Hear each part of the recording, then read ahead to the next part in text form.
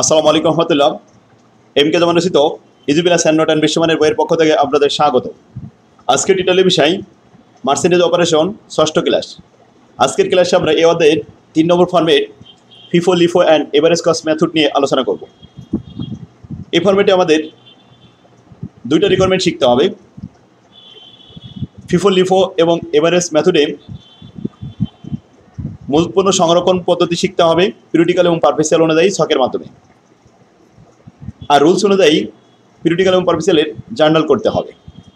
তাহলে চলুন প্রথমে আমরা 3 নম্বর ফর্মেটের প্রথম অঙ্ক থেকে শুরু করি। আমাদের বইয়ের প্রবলেম নাম্বার 14। অঙ্কটি বলা হচ্ছে the inventory records of Coral company show the following transaction. জানুয়ারি 1, জানুয়ারি 5, 10, 12, 20, 22 এবং 30 এই 7টি ট্রানজ্যাকশন দেওয়া হয়েছে। নিচে বলা আছে assuming all purchase and sale are made on account, সকল ক্রয় বিক্রয় বাকিতে ধরে নিতে হবে। রিকমেন্ডে বলা হচ্ছে using FIFO perpetual inventory system procedure compute the cost of goods sold for January. এই কস্ট অফ গুডস সোল্ড বের করতে হবে ফিফো পদ্ধতিতে ছকের মাধ্যমে। 2 নম্বর বলা আছে using the FIFO perpetual inventory system procedure prepare the journal entry for January. জানুয়ারি সে জামেদা করতে হবে। ঠিক আছে, দুইটা রিকোয়ারমেন্টই এই অঙ্কে দেওয়া হয়েছে। তাহলে এই অঙ্কটা আমরা ভালোভাবে করলে এই ফর্মেটের দুইটা রিকোয়ারমেন্টই আমরা শিখতে পারবো। তো চলুন আমাদের বই থেকে 14 নম্বর প্রবলেমটি শিখে আসি। প্রথমে যেহেতু আমাদের কস্ট অফ গুডস সোল্ড বের করতে হবে ফিফো পদ্ধতিতে, তো এটা আমাদের ছকের মাধ্যমে করতে হয়। তো ছক সম্পর্কে একটু ধারণা নিয়ে আসি। Requirement 1 in the books of Coral company store ledger account, মূলধন পণ্য হিসাবের একটা পদ্ধতি এখানে ছকটা তৈরি করি ফিফো মেথড। প্রথমত মেইন কলাম হেডিং হবে 4টি। এখানে date, purchase, cost of goods sold এবং ইনভেন্টরি ব্যালেন্স। এবার আসুন পারচেসের এর মধ্যে আবার 3টে কলাম হবে, কস্ট অফ গুডস সোল্ড এর ভিতরে 3টে কলাম হবে এবং ব্যালেন্সের ভিতরেও 3টে কলাম থাকবে। কলাম 3টির নাম থাকবে unit rate amount, unit rate amount, unit rate amount, ইউনিটের সংখ্যা এবং তাদের রেট এবং টোটাল অ্যামাউন্ট। এই 3টা কলাম হেডিংয়ের মাধ্যমে এখানে কস্ট অফ গুডস সোল্ড আছে, কস্ট অফ গুডস সোল্ডের পরিমাণ বের করতে পারবো। ব্যালেন্সের কী পরিমাণ আছে ব্যালেন্সের পরিমাণ দেখাতে পারবো। সেখানে দেখুন যখন এই পারচেস করা হবে তখন ব্যালেন্স বৃদ্ধি পাবে, আর যখন সেল করা হবে তখন ব্যালেন্স হ্রাস পাবে। আর যতটুকু বিক্রি করা হবে কস্ট অফ গুডস সোল্ডের পরিমাণ ততটুকু হবে। আর বিক্রয় মূল্য কস্ট অফ গুডস সোল্ডে দেখানো যায় না, কস্ট মূল্য শুধুমাত্র কস্ট অফ গুডস সোল্ডে আসবে। আমরা জানি বিক্রয় হলে 2টা জাবেদা হয়, সেল প্রাইস দিয়ে একটা জাবেদা, কস্ট প্রাইস দিয়ে একটা জাবেদা। তো কস্ট প্রাইস যে মূল্যটা থাকবে ওই মূল্য দিয়ে আমাদের এই কস্ট অফ গুডস সোল্ড দেখাতে হবে। তো আসুন আমরা প্রস্তুত পড়ি আর এই ছকটা পূরণ করি। আর এখানে ডেটের মধ্যে খেয়াল করবেন ব্যালেন্স প্রথমে 1 তারিখে ছিল, তারপরে এখানে যে 7টা লেনদেন হয়েছে 1 তারিখ, 5 তারিখ, পাশাপাশি 7 তারিখ, 10 তারিখ, 12, 20, 22 এবং 30 পর্যায়ক্রমে আমরা এগুলো বসে যাব। তো আসুন 1 নম্বর শুরু করি। তো আমরা এখানে রো দেখতে পেলাম, তাহলে কয়টা হলো 7টা ট্রানজ্যাকশন তারিখ অনুযায়ী। আমরা 1 তারিখ থেকে শুরু করলাম। Beginning inventory consist of 12 unit, costing টাকা 48 টাকা পার ইউনিট। প্রতি ইউনিট 48 টাকা করে 12 ইউনিট আমাদের ব্যালেন্স ছিল। ব্যালেন্স যেটা থাকবে সেটা 1 তারিখে লিখে সরাসরি ব্যালেন্সের ঘরে চলে যেতে হবে। ব্যালেন্স হলে আমাদের এই ঘরে চলে আসবে, আর বিক্রি হলে কস্ট অফ গুডস সোল্ডের ঘরে চলে যাবে, আর পারচেস হলে পারচেসের ঘরে যাবে এবং ব্যালেন্সের ঘরে যাবে। অর্থাৎ পারচেস যখনই হবে তখন তো ব্যালেন্স বাড়বে, cost of goods sold sale যখন হবে তখন ব্যালেন্স কমবে, এই হবে। যখন আমাদের প্রথম 1 তারিখে তাহলে বুঝতে পারলেন ব্যালেন্স ছিল কয় ইউনিট, 12 ইউনিট। 12 ইউনিট 48 টাকা গুণ করলে হয় 576 টাকা। ক্লিয়ার? এরপরে আসুন 5 তারিখ। Purchase 15 unit at the rate of 49 টাকা পার ইউনিট।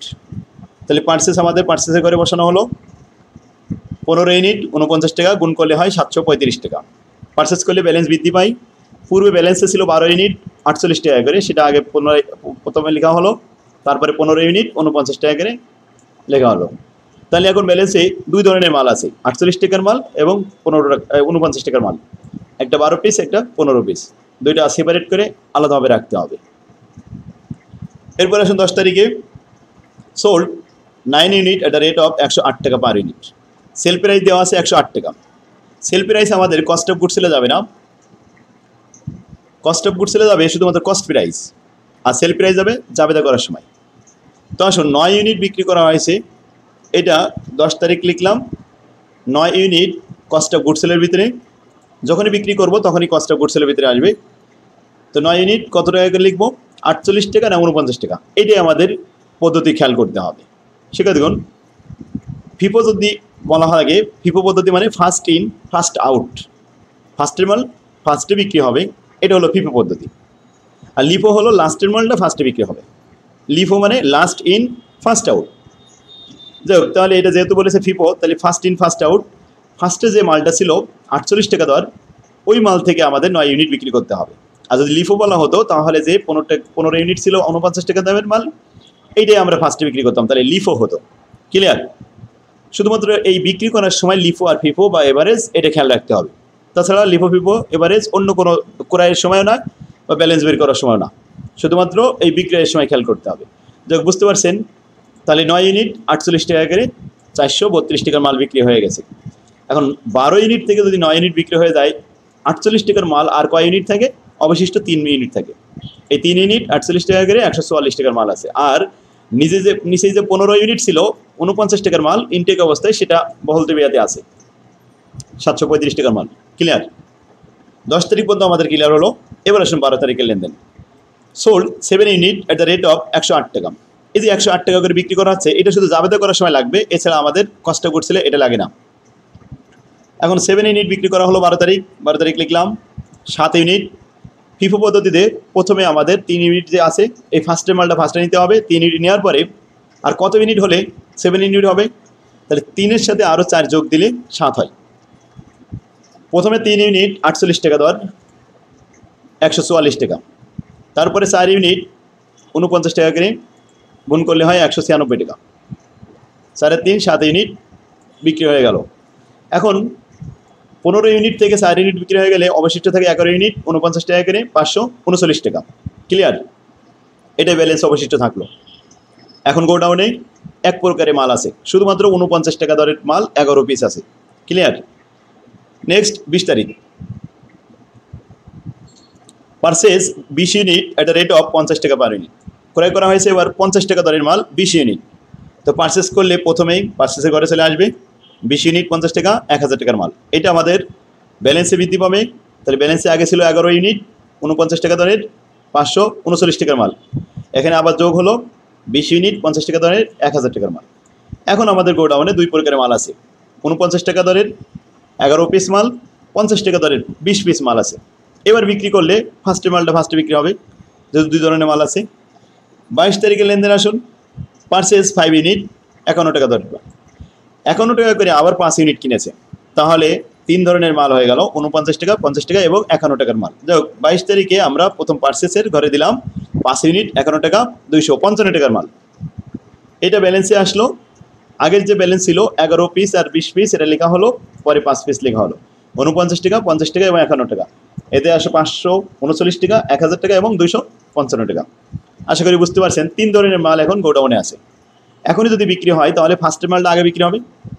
22 তারিখের পরে 30 তারিখ sold 20 unit at the rate of 110 টাকা পার ইউনিট। এখন বিক্রি হচ্ছে 20 ইউনিট, তাহলে ফার্স্টের মাল ফিফো পদ্ধতিতে ফার্স্টের মালটা আগে বিক্রি হবে। তো আসুন 30 তারিখ বিক্রি করলে কস্ট অফ গুডস সেলে বসাতে হয়। প্রথমে 11 পিস মাল ছিল 49 টাকার, সেটা আগে নেওয়া হলো 11 পিস। আর কয় পিস হলে 20 পিস হবে, আর 9 পিস শর্ট আছে, এই 9 পিস দিতে হবে। দ্বিতীয় রেট যেটা 50 টাকার মাল, এখান থেকে 9 পিস আসবে। 50 গুণন 9, তাতে আসে 450 টাকার মাল, আর এটা আছে 539 টাকা। দুটো যোগ করে আমাদের কস্ট অফ গুডস হলো। এখন আসুন, এই 20 পিস থেকে যদি আমাদের 9টা বিক্রি হয়ে যায়, তাহলে এখন এখানে আছে 11 পিস, সেই 11 পিসের দাম 50 টাকা, আর নিচেই 5 পিস 51 টাকা, এটা ইনটেক অবস্থায় আছে। এখন আসুন, তাহলে আমাদের ব্যালেন্সে মাল দাঁড়াচ্ছে 2 প্রকার, একটা হচ্ছে 50 টাকার 550 টাকার মাল আছে, আর এটা 51 টাকা দরের 5 পিস মাল 255 টাকা। এই মোট 16 পিস মাল ক্লোজিং স্টকে আছে। আমাদের তারিখ শেষ হয়ে গেছে, মাস শেষ হয়ে গেছে, তাহলে ব্যালেন্স হিসাবে হলো। এবার আসুন কস্ট অফ গুডস। এই পর্যন্ত বিক্রি হয়েছে মোট 36 পিস। এই পর্যন্ত মোট টাকা যোগ করে হয়েছে 1761 টাকা। কস্ট অফ গুডস সোল্ড বিক্রিত পণ্যের ব্যয় প্রকৃত 1761 টাকা বিক্রি হয়েছে। ইনকাম স্ট্রিম করার সময় কস্ট অফ গুডস লাগে। যাই হোক, আমরা এখানে অ্যান্সার দিতে পারি। আমাদের প্রসেস ছিল total cost of goods sold 1761 টাকা, এটাই অ্যান্সার। ক্লিয়ার? কোন পদ্ধতি করলাম? ফিফো পদ্ধতি। যদি লিফো পদ্ধতি করতাম তাহলে লাস্টের মালটা আগে বিক্রি করতাম। আমরা যখন লিফো করবো তখন আরও এটা বুঝতে পারবেন। তো এখন আসুন, দ্বিতীয় রিকোয়ারমেন্ট বলছিল using FIFO perpetual inventory system procedure prepare the journal entry for জানুয়ারির এই ট্রানজ্যাকশনগুলো সব জাবেদা করবো। তো আসুন, জাবেদার জন্য আমাদের ছক তৈরি করতে হবে 5 কলামের। 2 নম্বর requirement, in the books of Coral company journal entry under FIFO perpetual inventory system. Perpetual inventory সিস্টেমে বিক্রয়ের 2টা করে জাবেদা হয়, সেলস প্রাইসের আর কস্ট প্রাইসের। তো আসুন আমরা প্রথম থেকে শুরু করি। 1 তারিখে বিগিনিং ব্যালেন্সে মার্চেন্ডাইজের কোনো জাবেদা হয় না, কারণ মার্চেন্ডাইজ অপারেশনে আমরা জাবেদা রুল শিখেছি শুধু পার্সেসের সাইডটা জাবেদা হয় আর সেলসের সাইডটা জাবেদা হয়। বিগিনিং ব্যালেন্সের ক্লোজিং ব্যালেন্সের কোনো জাবেদা হবে না। তাহলে আসুন, 5 তারিখে পার্সেস করা হয়েছিল 15 ইউনিট 49 টাকা দরের, এটা আমরা জাবেদা করব merchandise inventory debit account payable credit, কারণ সমস্ত বিক্রয় এবং ক্রয় বাকিতে ধরতে বলা হয়েছে। পাশাপাশি পারপেসিয়াল সিস্টেম বলে পার্সেস কথাটা লেখা যাবে না, ক্রয় করলে মার্চেন্ডাইজ লিখতে হবে। তো 5 তারিখ থেকে জাবেদা দেখে আসি। Merchandise debit account payable credit 735 টাকা। ন্যারেশন লিখতে হবে to record the purchase for on account. 5 তারিখ শেষ। নেক্সট আছে 10 তারিখ সোল্ড, বিক্রি করা হয়েছে 9 ইউনিট 108 টাকা দরে পার ইউনিট। তাহলে বিক্রয়ের জন্য 2টা জাবেদা হবে, সেল প্রাইস 108 টাকা দরে একবার জাবেদা হবে। Account receive debit sale credit, account receive debit sale credit 9 unit 108 টাকা করে 972 টাকা। এটার ন্যারেশন হবে to record the sales for on account. এরপরে এটার আবার একটা জাবেদা হবে cost of goods sold debit merchandise inventory credit. Cost of goods sold কত ইউনিট কয় টাকা করে ছিল সেটা আমরা ছকের ভিতরে দেখলে বুঝতে পারবো। এই যে cost of goods sold 9 unit 48 টাকা করে 432 টাকার মাল বিক্রি হয়েছে 972 টাকা। Cost of goods sold debit 432 টাকা, মার্চেন্ডাইজ ক্রেডিট 432 টাকা। Narration two record the adjust of cost of goods sold. তাহলে 10 তারিখে বিক্রি হয়েছিল 2টা জাবেদা হয়েছে। এরপরে 12 তারিখ সোল্ড 7 ইউনিট 108 টাকা করে, এটারও 2টা জাবেদা হবে। তাহলে 12 তারিখে আসুন, প্রথম জাবেদা সেলসের জন্য account receive debit sale credit 7 unit গুণ 108 টাকা গুণ করলে হয় 756 টাকা। আর cost of goods sold merchandise credit, এটা 2 প্রকারের মাল ছিল, 48 টাকা 3 পিস এবং 49 টাকা 4 পিস, দুটো যোগ করে এসে 340 টাকা। এটা অবশ্যই আমরা ছক দেখে আসতে পারি। এখানে 3 পিস ছিল 48 টাকা করে, 4 পিস ছিল 49 টাকা করে, 144 আর 196 দুটো যোগ করে হয়েছে 340 টাকা। ক্লিয়ার? তাহলে 12 তারিখে জাবেদা ক্লোজ।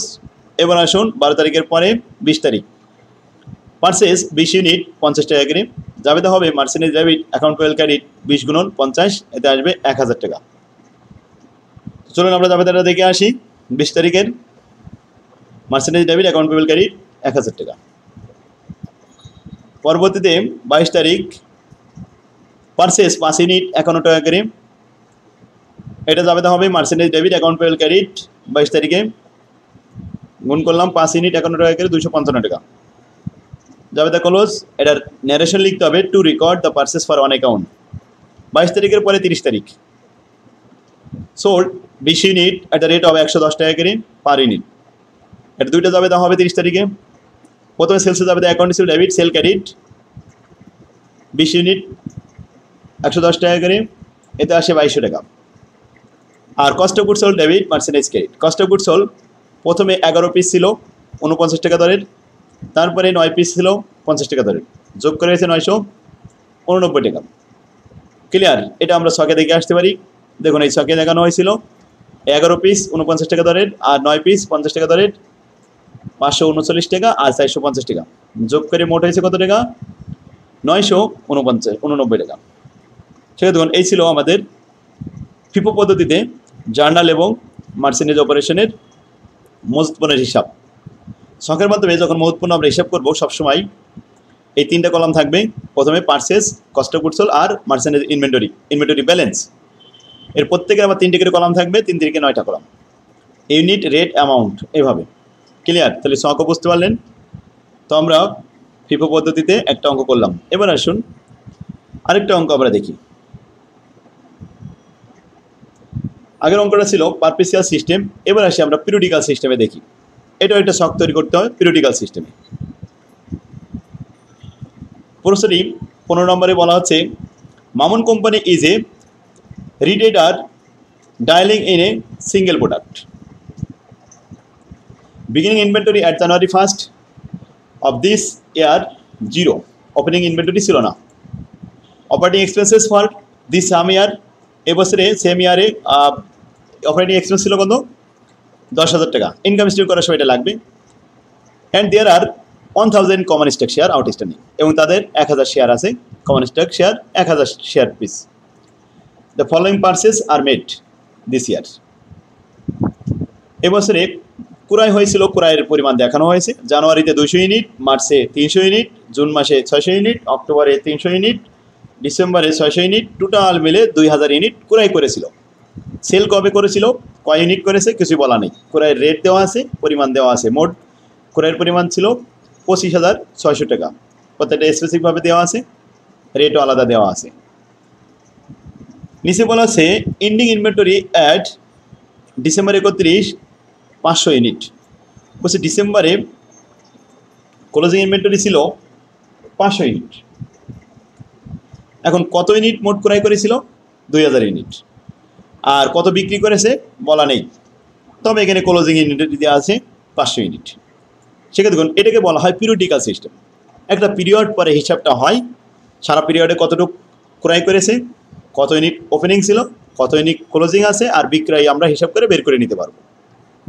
এইসব এটাকে বলা হয় পিরিয়ডিক্যাল সিস্টেম।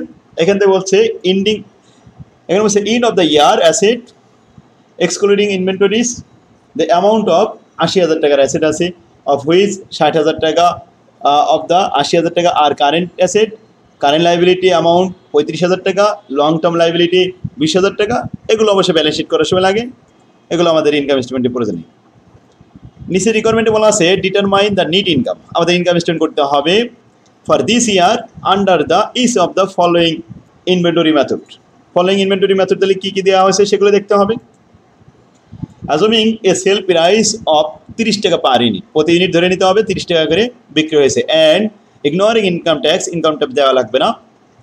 পদ্ধতি হয়েছে ফিফো পদ্ধতি, লিফো পদ্ধতি এবং এভারেজ কস্ট মেথড। কয়টা মেথড? 3টে মেথডে একসাথে ইনকাম স্টেটমেন্ট করতে হবে। পিরিয়ডিক্যাল সিস্টেম অনুযায়ী সব তৈরি করতে হবে, মার্চেন্টেজ ইনভেন্টরির মূল পণ্যের হিসাবই করতে হবে, কিন্তু পিরিয়ডিক্যাল সিস্টেমে। তাহলে 14 নম্বর যে অঙ্কটা করলাম পারপিসিয়াল ছিল, ওখানে কস্ট অফ গুডস সোল্ড, আর এখানে পিরিয়ডিক্যাল সিস্টেম। পিরিয়ডিক্যাল সিস্টেম চেনার উপায় হলো যে এখানে সেলসের ডেট দেওয়া থাকে না, ধারাবাহিকভাবে পার্সেস সেল দেওয়া থাকে না, শুধুমাত্র পার্সেস দেওয়া থাকে, ওপেনিং ক্লোজিং দেওয়া থাকে, আর সেলসটা আমাদের বের করে নিতে হয়। একটা পিরিয়ডের কথা বলা থাকে, জাস্ট এই পিরিয়ডে আমাদের ইনকাম স্টেটমেন্ট দেখাতে হবে। এখন আসুন ইনকাম স্টেটমেন্টের জন্য পিরিয়ডিক্যাল যে ছকটা, সেই ছকটা কীভাবে তৈরি করব। Calculation of income statement. প্রথমে বলছে সেল প্রাইস 30 টাকা, কিন্তু সেলের ইউনিট কত সেটা দেখুন, খেয়াল করুন। মোট ক্রয় ছিল আমাদের 2000, কোনো ওপেনিং ছিল না, কিন্তু ক্লোজিং আছে 500 ইউনিট। বাকি 1500 গেল কোথায়? বিক্রি হয়েছে সারা বছর মিলে। তাহলে সেলস হচ্ছে 1500 ইউনিট 30 টাকা করে, 45,000 টাকা। এখন মেথড হয়েছে 3টা, FIFO method, LIFO method, average method. একসাথে আমরা 3টাই করব। তো সেল আমরা এখানে গুণ করে দেখলাম, 3 × 45,000, এই 45,000 টাকা এখানে লিখে রাখলাম। এবার less cost of goods sold, বিক্রিত পণ্যের ব্যয়। এখন বিক্রি হয়েছে তো 1500 ইউনিট, কত টাকার মাল বিক্রি হয়েছে এটা আমাদের কস্ট অফ গুডস সোল্ড নির্ণয় করতে হবে। কস্ট অফ গুডস সোল্ড নির্ণয়ের সূত্র হলো প্রথমে ওপেনিং স্টক। ওপেনিং স্টক ছিল না, এই জন্য সবগুলো 0 লিখে দিয়েছি। যোগ পার্সেস, পার্সেসে আমাদের এখানে পরিমাণ দেওয়া ছিল 25,600, টোটালি লিখে দিলাম 25,600, প্রত্যেকটা ঘরে 25,600। তো যোগ করে 25,600 হয়েছে টোটাল যোগফল, মাইনাস ক্লোজিং ইনভেন্টরি, তাহলে কস্ট অফ গুডস সোল্ড পেয়ে যাবো। এখন ক্লোজিং ইনভেন্টরি নির্ণয় করার সময় ফিফো মেথডের একরকম বের হবে, লিফো মেথডের আরেক রকম বের হবে, এভারেজ মেথডের আরেক রকম বের হবে, 3 রকম বের হবে। এখন একটু খেয়াল করবেন, ক্লোজিং ইনভেন্টরি তো আমাদের লাস্টে আছে। যদি ফিফো মেথড বলা হয়, ফিফো মানে কি? First in first out. আচ্ছা, ফার্স্টের মালটা ফার্স্টে বিক্রি হয়ে গেলে ক্লোজিং থাকবে লাস্টের দিক থেকে।